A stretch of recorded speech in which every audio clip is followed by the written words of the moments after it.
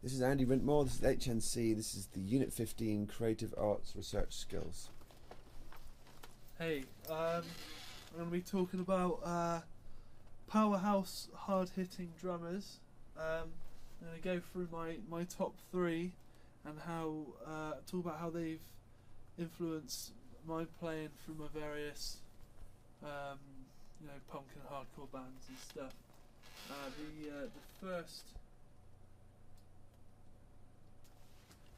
The first drummer I'm going to talk about is the utterly infectious and unique Keith Moon, who brought the beats and mischief to The Who in the 60s through to his tragic passing in 1978. Keith was known as a bit of a wild man and an eccentric, but what's important is his playing. He'd hit the drums hard, you'd never really know what he's doing. Some would say it's sloppy, some would say it's genius, but unquestionably he was a brilliant drummer. His fills and his rolls, you can tell it's him when you hear them, and I just want to show you a video about Keith here, just a short one, and then I'll go into how I've taken his style of drum fills and added it to one of my recent songs. So here's a video. You want somebody that's got that little bit of madness within them. There's always got to be a little bit of madness within a drummer, because it's just that moment of where they just take the band to somewhere else that you never knew you were going to go to.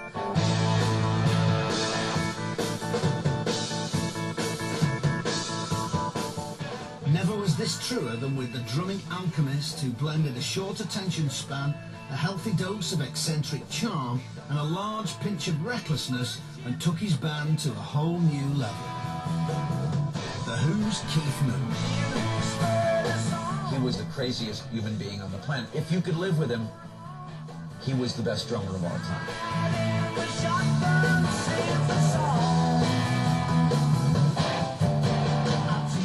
Moon was the clown,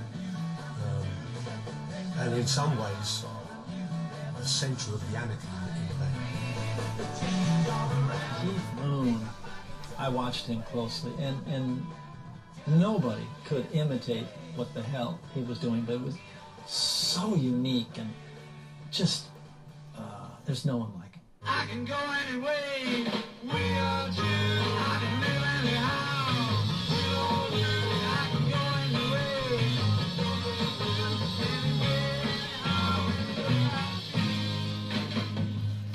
To me, he played his instrument like the person that he was, just kind of crazy and out of control. And nobody played like Keith Moon before. Everybody kind of, and he...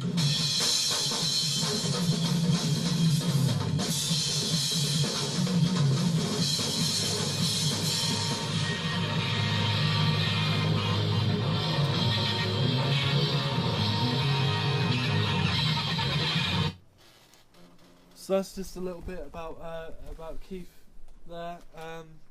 What Chad Smith was saying there is about his crazy fills and his rolls, stuff that no one could really imitate quite like him. I'm going to show you a little clip from a live video I did recently where I try and take a Keith spin on the drum fill. I don't actually try and imitate him, because that's just it's futile, isn't it? But it's in the break of the chorus. It's a nice little fill with a kind of like a 70s Keith spin on it. So here it is.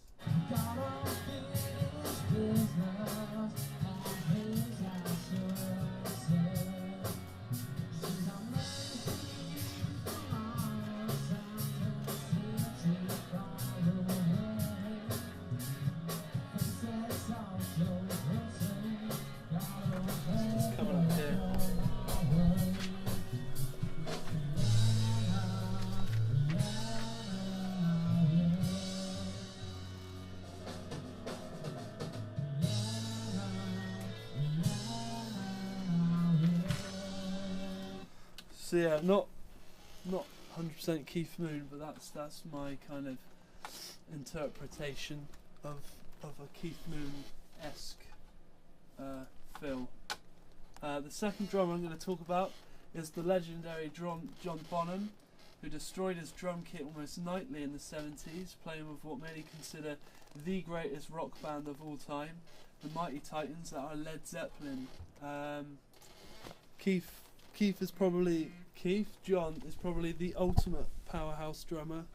I've heard stories that his drum tech used to chain his kick drum to the stage so that it wouldn't move, and also that the stage would have holes in it for the legs of his drums, because he hit them so hard that they just fly across the room otherwise.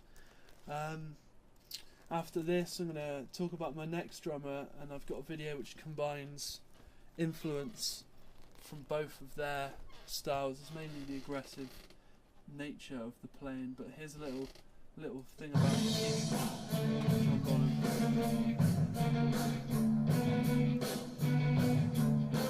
For the man regarded as the most powerful rock drummer ever, an honest stint of manual labour seemed to provide the perfect foundations for his other job, pounding the skins for Led Zeppelin.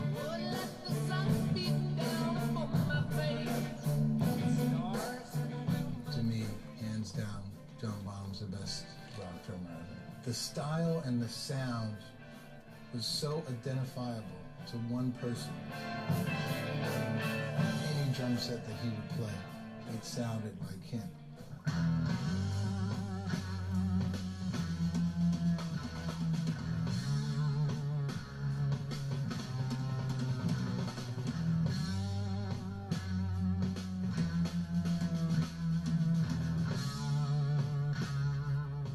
It seemed like there was nothing that John Bonham couldn't do. He just could do everything, and in a way that was so powerful. These days, most kids like to beat the shit out of their drum set because they think that's how you play, you know? But back then there weren't too many drummers that just splintered their drum set like he would. He would just lay down the heaviest stuff, so simple. And you'd be like, oh my God, listen to this. And that's it.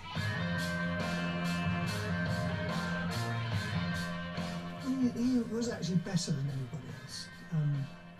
And he was simply better. He could do things other people couldn't do, and he had an incredible sound and an amazing feel. Bonham's amazing feel was only matched by his amazing capacity for boozing. That's John Bonham there. You can see how hard he hits his drums in that video. He's pretty much the ultimate powerhouse drummer. Apart from Dave Grohl, Dave Grohl obviously took all of his main influence in his style of playing from John Bonham, so you can't really claim that Dave is the best hard hitting drummer, but Dave is my favourite.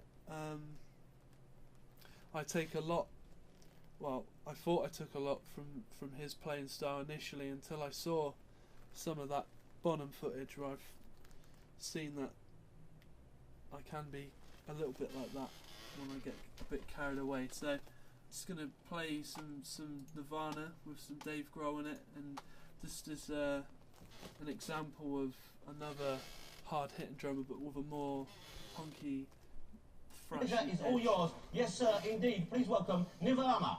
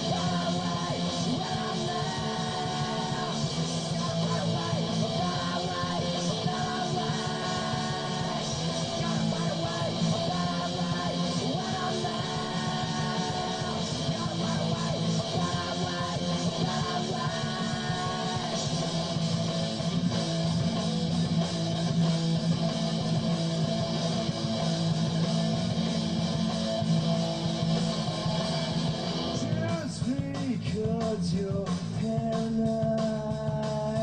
Don't mean that I feel.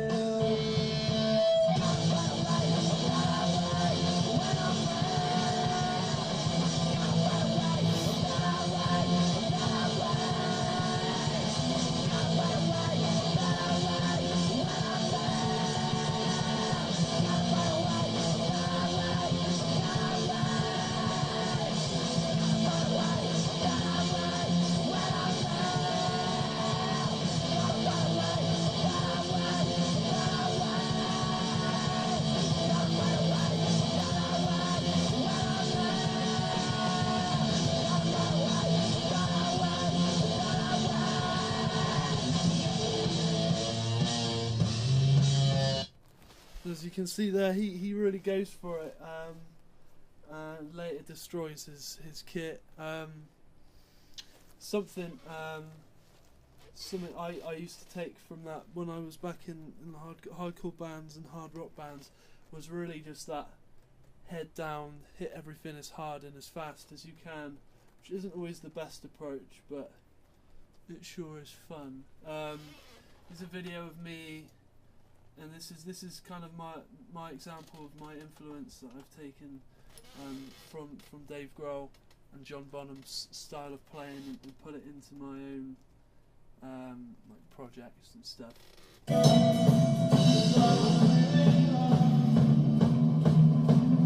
Oh, yeah, you know.